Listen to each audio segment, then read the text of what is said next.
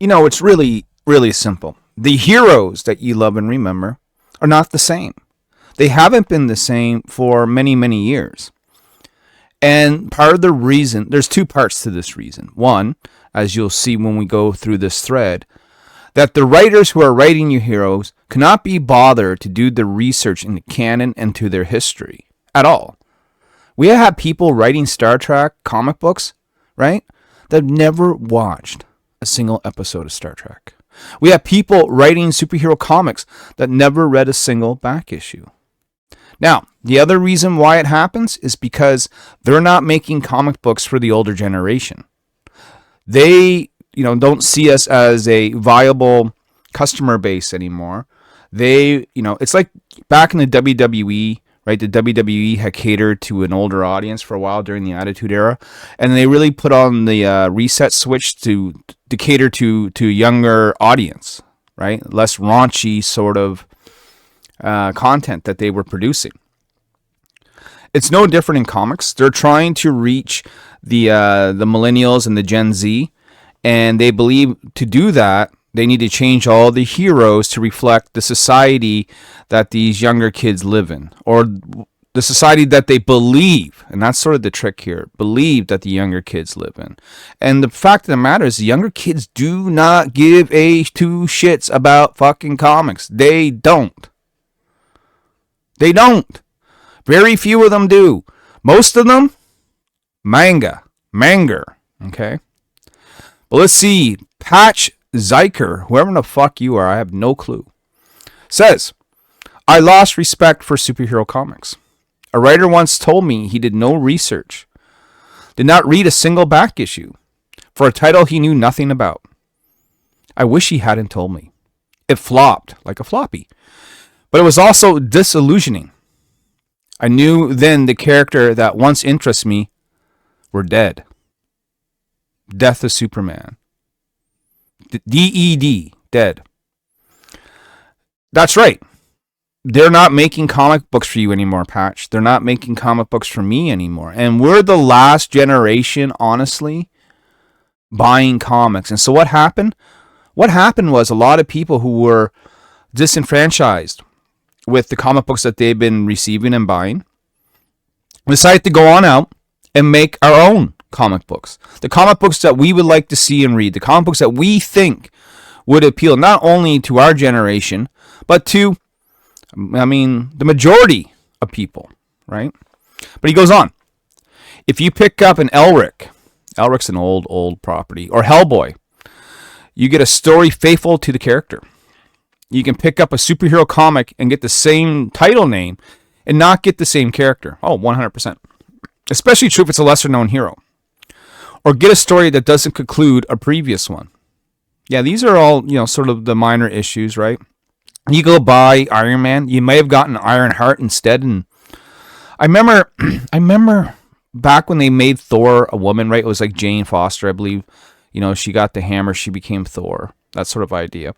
And my buddy, Tom, right? He just gotten back into comics because I was still pretty enthused about comics and making my comics. He's like, yeah, hey guys, set up a fucking poll list and I'm getting Thor. And guess what? I get my Thor and it's a fucking woman. This isn't what I signed up for. And he immediately, guess what? Canceled. It's not because he's a hater of women, right? He loves women. The problem is that what he signed up for and what he thought he was going to get, he didn't receive. It's not the Thor he wanted. So Marvel lost out on a customer. A customer that would have been enthused. A customer that has their characters tattooed up and down his arm. They lost them. Ravensloft. That's been my biggest gripe with some runs. It's almost like you can tell they didn't even care about the characters other just than getting the job. It's not that, right? The reason why they don't read this stuff is because they don't want to be constrained to canon. They don't want to, read comic books that were made with the patriarchy in mind, right? They want the freedom to take these characters in new directions and do whatever they want. And they view canon as a weight that they got to pull, that they want to chop from the leg, right? We got Tony here. To put a counter argument, everything we know about Superman developed in stages. Kryptonite, for one obvious example, came to us from a radio show. His powers changed drastically. Originally, he did leap from tall buildings in a single bound rather than fly. Yeah, things are going to evolve, but we're talking about the sexuality of characters, right? Not, their powers evolving. It's the nature of working on any pre-existing character. Either you choose to use what someone else did before you, or you don't. Robin Hood only took on, despite his long history, a Muslim companion in the 80s. It's stuck to several interpretations since. Yeah. He's right, but that's not the argument. Global frequency, of course, our buddy Neff is going to get involved. School him, Neff! School him! Taking on a Muslim companion who had a compelling storyline of his own didn't change Robin Hood's character at all. You're getting hung up on the wrong thing.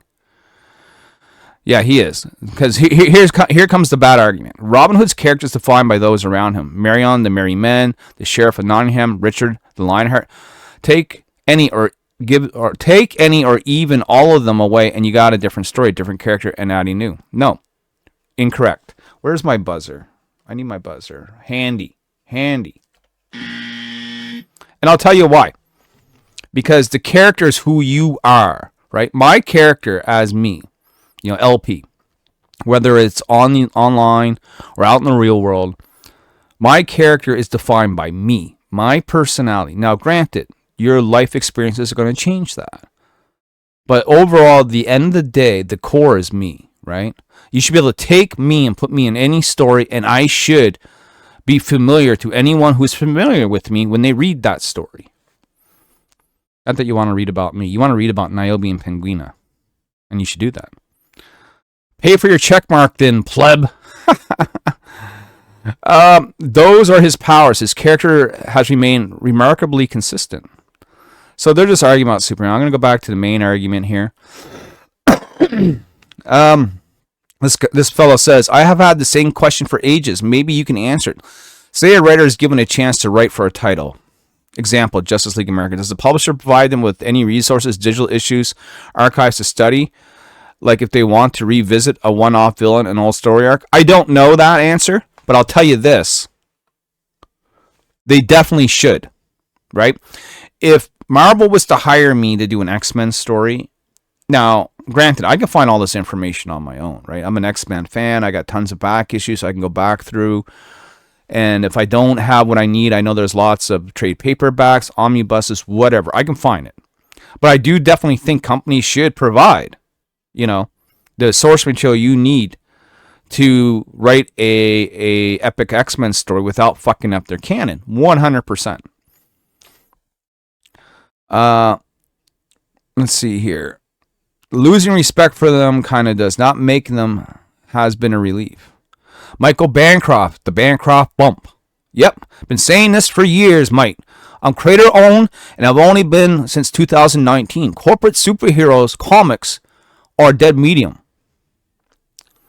Ivor, sorry to hear that. Luckily, not all writers are like that, creating stories of substance once built upon what happened before. And that's sort of the evolution of a character, right? It's not, hey, I'm going to involve the character and not read anything, so it's my own thing. No. You're going to build upon what was laid out before you, right? If you're lucky enough, right, to work, let's use the example, Superman, for example. If you're lucky enough to work on Superman, then you should honor and you should research those who pay the way for you to do that. Artificial wants second chance live now. There's a plug. Yep, I agree. What about new original IPs that are popping up outside the big two but still in the realm of superhero? Are you jaded or pretty much anything with that moniker? No answer, but I'll tell you. The argument is new characters. The reason why you don't see DC and Marvel make new characters too much, because they don't have familiarity. And that's why they're often clones of other characters. That's why there's 10 different fucking Spider-Mans out there, And, in the Batman family, right? That's why you got like 12 different people have absolutely no powers, but they all wear Batman-esque dark suits and have gimmicks, right?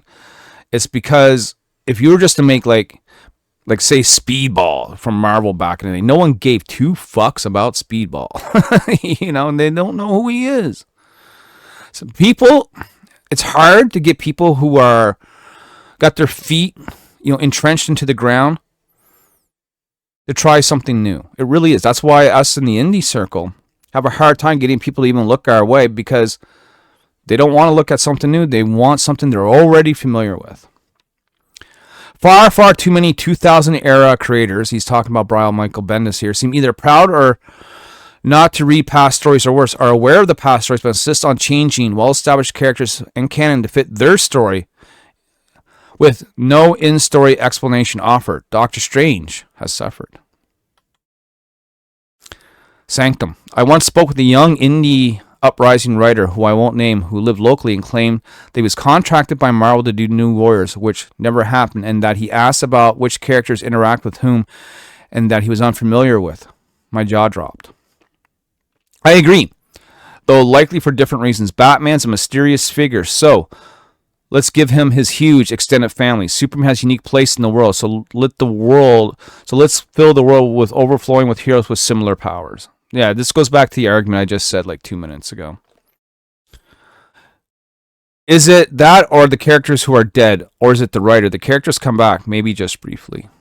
Tom King. I have the money to buy. This person says, I have the money to buy all the books I want, but Marvel isn't making books I want to read. Characters I read as a kid are unrecognizable. There seems to be no respect or recognition for legacy of the characters. I guess it's easier to do whatever you want than do the research. Again, they don't want to be tied down to an ideal, right? Because if they were to go by what was done before, then they can't change the character's gender. They can't change the character's sexuality. They can't plug in their social issue messaging as easily as it is if they just fuck everything up, Jed says, this was my whole issue with the X-Men Kuroka run. There were just too many personality shits that weren't true to the characters or the books. Yeah, plus that run was just confusing as fuck. They should have left the X-Men alone and create their own indie project for the material, but they had no big name and they wrecked it. Yeah.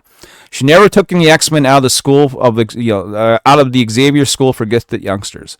If you were to give me the X-Men, it's a fucking hard reset, okay? I would have a team of X-Men that say, you know what? We don't want to live here anymore. This is fucking whacked. We're going back. We're rebuilding the school. And we're doing what Professor X originally taught us to do. Who's with me? And guys, if you want to see that, say, tag Marvel and tag Nyobu. Tag me. Tag Nyobi. And say, get LP to write your X-Men comics. Give LP a 4-issue X-Men miniseries to see what he can do. Guarantee you, my shit would be night and day compared to what they're pumping out. Law Dog, so ridiculous. If you have a burning desire to write a certain super's archetype, but no desire to incorporate the story thus far into it, create something new. If you want a flying brick alien good guy without history, Meta Man comes from Zenus. Matt, the X-Men are almost unrecognizable to me nowadays. That's right. That's what I'm saying. Give me the X-Men. I will bring them back to you. Hell, just read Niobe, because I'm writing X-Men basically anyway, right? Just they're all happen to be hot females. From the relationship and actions right down to the speech patterns.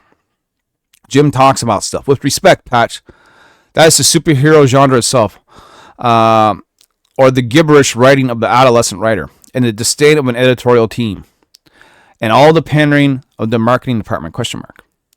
Yeah, that makes no sense, says James Castle. One writer did crap the job, so the entire genre is worthless. I also think this story really happened for sure. There's a couple more comments here. We'll read this last one. The New Mutants once visited the University of Chicago, famous for its Gothic architecture, enclosed quads, massive history. In artistic feast, if the artist Googled for 30 seconds, but it was just a grassy lawn and a building. Professionals really can destroy people's dreams, either willingly or not. I had a collaborator who basically gave up on comics after talking to a professional inker, who confided in him that the secret to his own success was not the talent or skill, but his ability to kiss ass. Welcome to business. Welcome to the corporate world. It's not right? It's not right. But it is reality, I remember once, I got a job at this call center, and I wasn't on the phones. I was in middle management sort of thing. And the very first thing they told me in our meeting of managers and people of importance was, this is business. Leave your moral code at the door. And I was upset when they said that to me, but I understand it now. That's business. I get it. Just the thing is, Marvel and DC are doing the wrong business. And they really are. Guys, if you want something that hasn't been wrecked yet, you know what I mean? Give me time. But if you want something that hasn't been wrecked yet, something that will bring you back to yesteryear, something that will, say if you're an X-Men fan, Marvel fan, that style, then you want to check out Niobe Penguina, the crossover. And, here, if you don't believe me, hear it from our sponsor.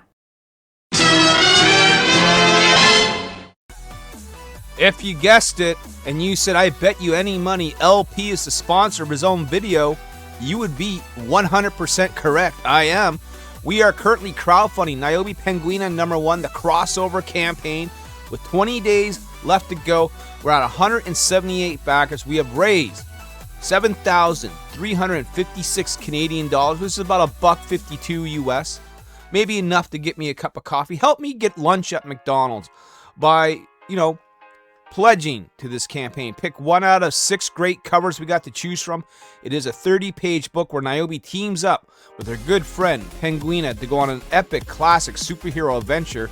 It's a book you don't want to miss.